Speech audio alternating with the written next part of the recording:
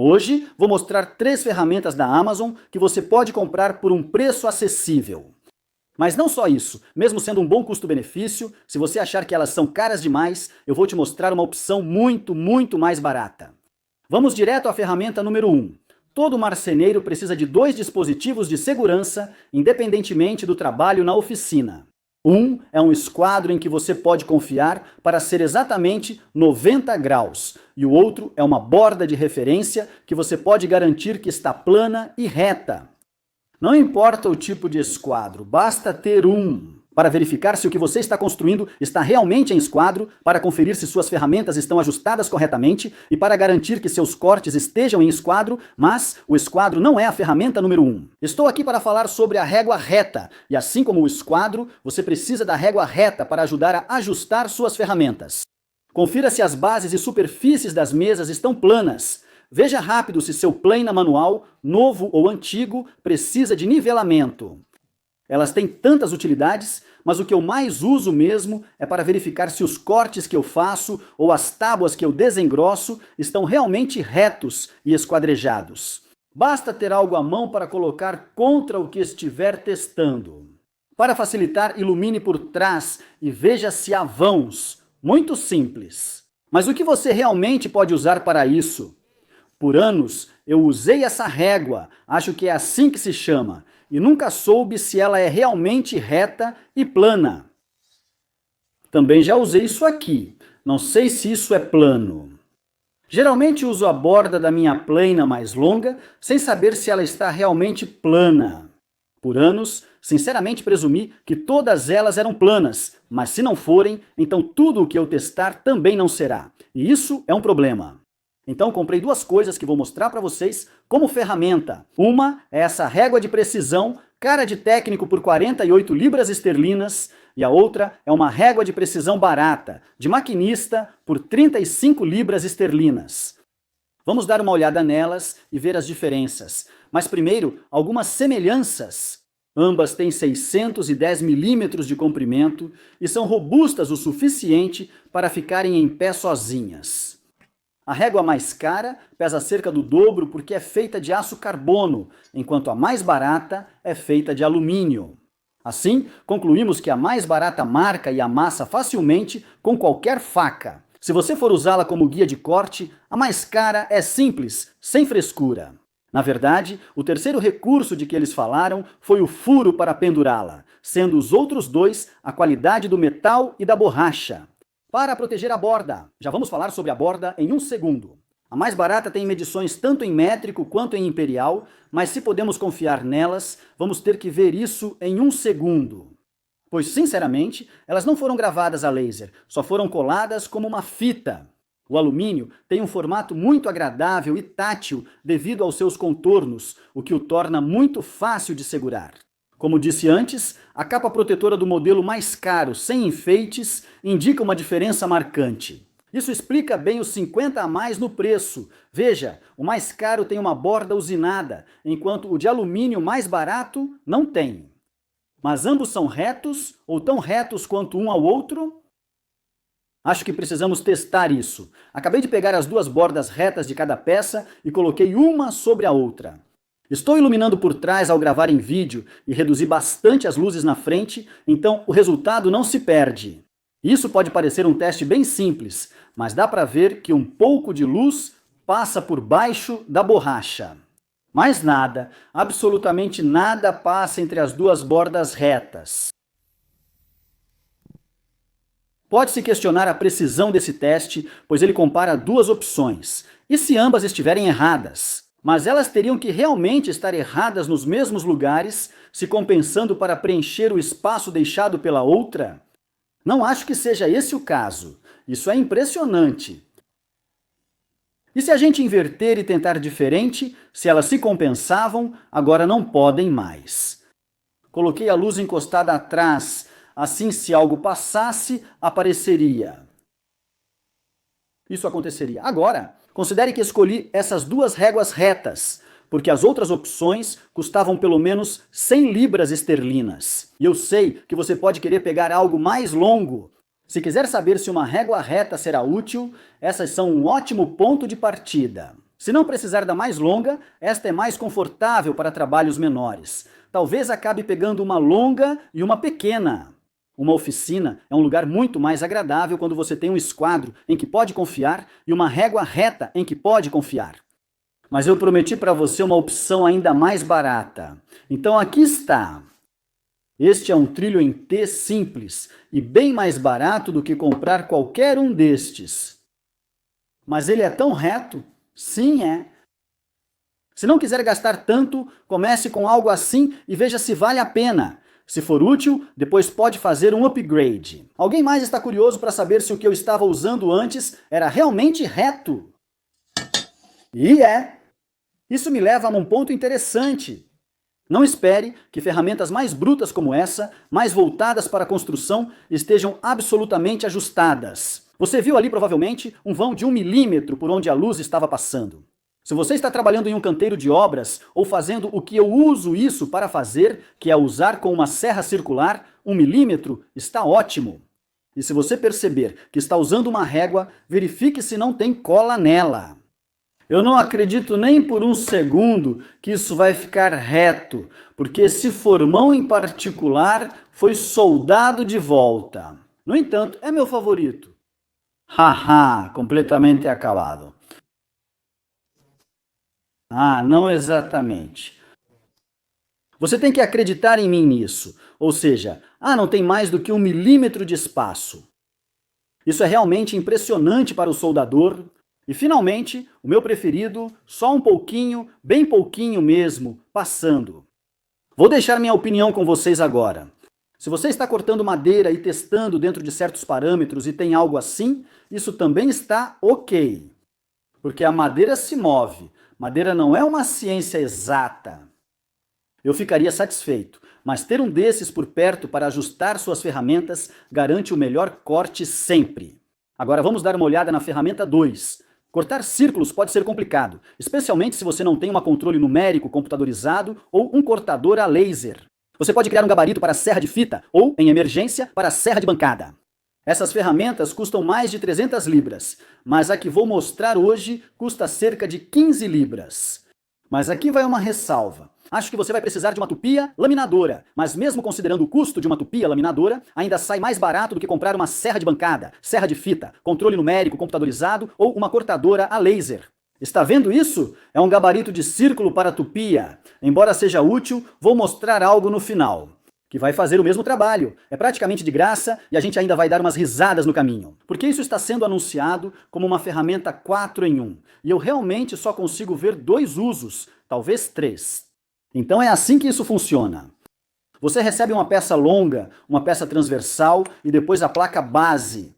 Agora, a placa base deve servir em qualquer tupia, porque ela tem as 4 fendas. Isso te dá folga para os parafusos. Na minha Makita, uma tupia popular, testando nos 4 lados, só consigo colocar 3 parafusos. Estou satisfeito, fica firme. Se quiser algo que encaixe melhor, talvez precise esperar até o final. Quando eu mostrar a gratuita, você pode personalizar para qualquer tupia. E você pode até usá-la com uma base de mergulho, que eu acho que pode ser uma opção melhor aqui de qualquer forma. Depois de instalar a placa base, você pode pegar a haste mais longa e simplesmente parafusá-la no lugar. O comprimento maior indica onde estão os números e mostra o raio do círculo a ser cortado. E você pode mover esse medidor pequeno com o furo onde quiser. Digamos que você quer 10 centímetros, é só travar com o furo exatamente em 10 centímetros. Próxima etapa, você vai colocar um prego no furo, que vai servir de pivô para todo o gabarito da tupia, e ele vai cortar um círculo para você. Observação: use uma fresa reta na tupia, abaixando-a aos poucos. Faça várias passadas rasas para melhores resultados. Como em qualquer ferramenta, há diferentes formas de cortar seu círculo. Opção 1. Coloque uma placa de sacrifício embaixo do que você está cortando.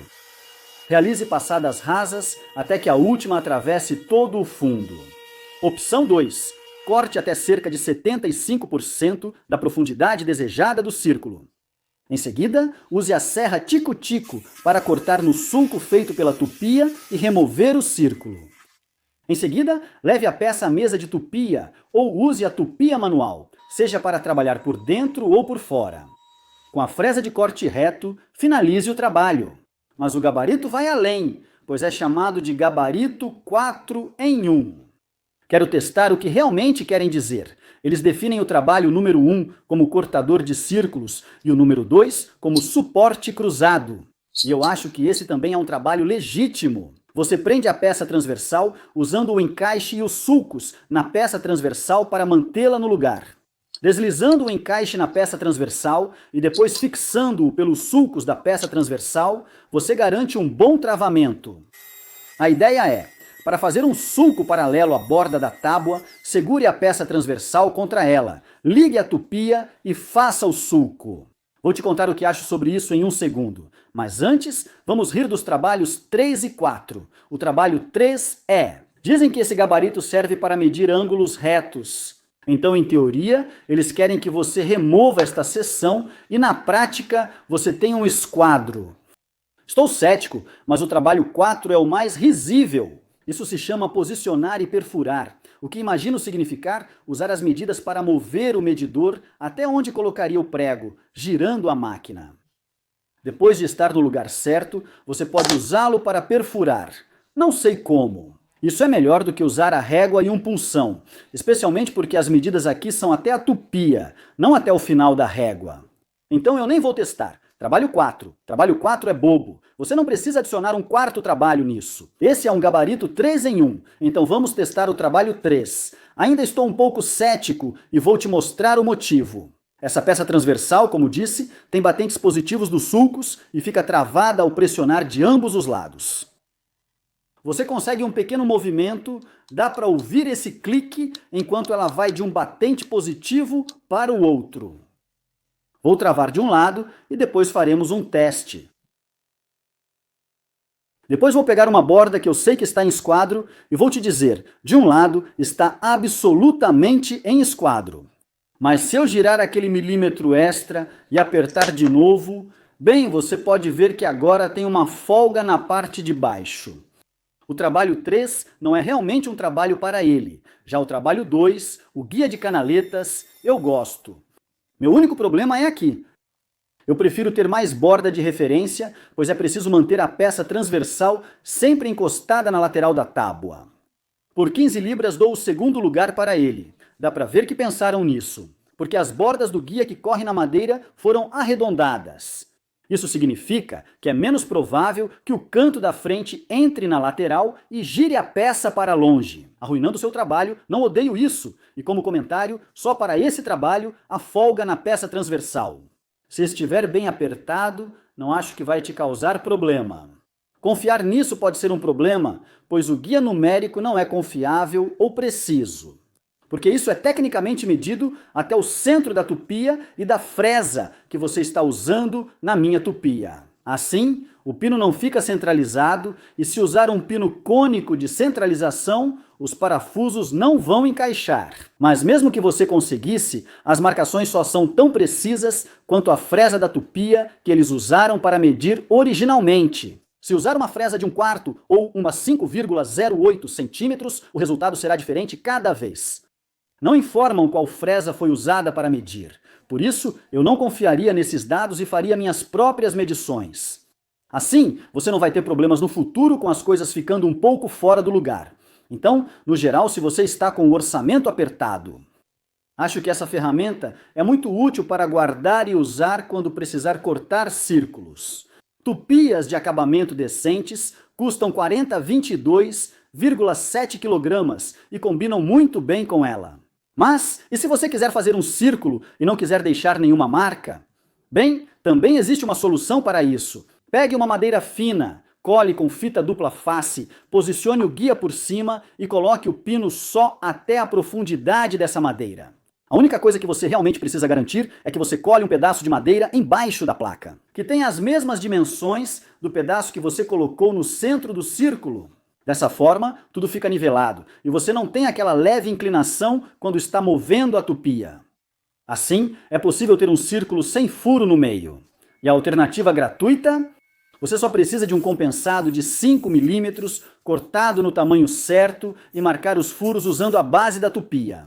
Pontos extras. Se você tiver uma dessas brocas autocentrantes, faça um pequeno rebaixo para que os parafusos não danifiquem o trabalho. Faça furos onde quiser colocar o pino. Você notará isso durante o processo. Troquei a base normal pela de mergulho, pois cada placa tem locais de parafuso diferentes. Fiz para ser compatível com ambas. Mas depois de testar, percebi que a base de mergulho é na verdade muito melhor, pois você pode controlar facilmente a profundidade que vai mergulhar novamente. Ganhe pontos extras usando sempre a mesma fresa, medindo da borda da fresa na peça, marcando os furos e definindo as medidas. Este gabarito, na minha opinião, é um ótimo ponto de partida para cortar círculos. E agora vamos dar uma olhada na ferramenta número 3, a mais barata do grupo. Então a ferramenta 3 é rápida de usar. Para quem possui poucas ferramentas ou precisa de uma específica em emergências. Minha primeira ferramenta elétrica foi essa serra circular, ótima para cortar madeira de construção com esquadro de velocidade. Com uma estação de corte transversal barata, você basicamente tem uma serra de esquadria. Para peças finas, use guia reto, ela corta bem chapas. Mas onde eu sempre tive dificuldade foi ao fazer cortes estreitos em peças finas, mais finas do que o guia que vem junto. Ela permite que você faça cortes longitudinais. Um pedaço de madeira que é realmente fino demais para o meu guia caseiro apoiar, ou até mesmo um pedaço de madeira mais fino do que a própria base da serra, então você nem consegue prender um guia nele.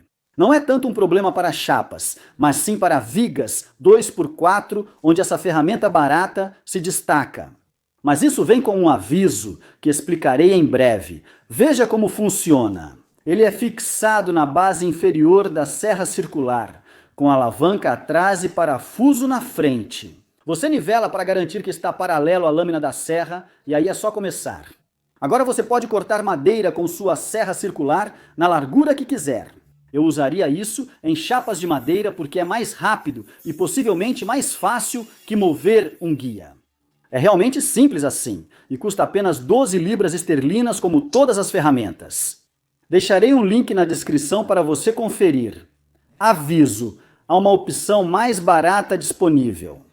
Eu evitaria esses a todo custo. Eu sabia, quando comprei isso, que seria pequeno demais para a minha serra, mas eu queria mostrar para você mesmo assim e ver se era bom.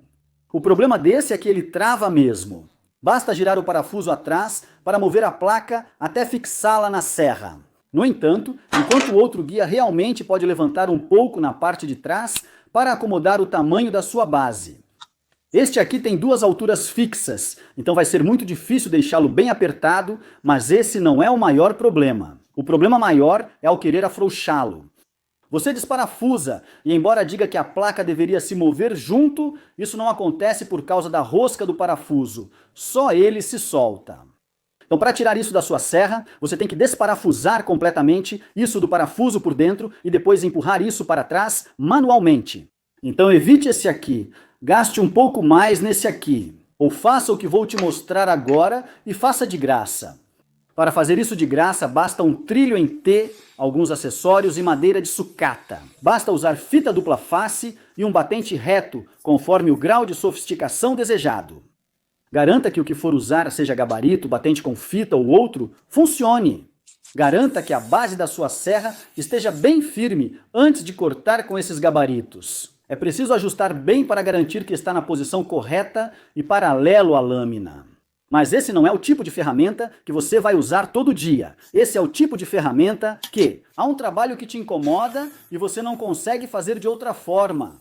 Talvez você ainda não tenha comprado uma serra de bancada ou não tenha confiança suficiente para usá-la. Mas vou dizer isso durante todo o vídeo.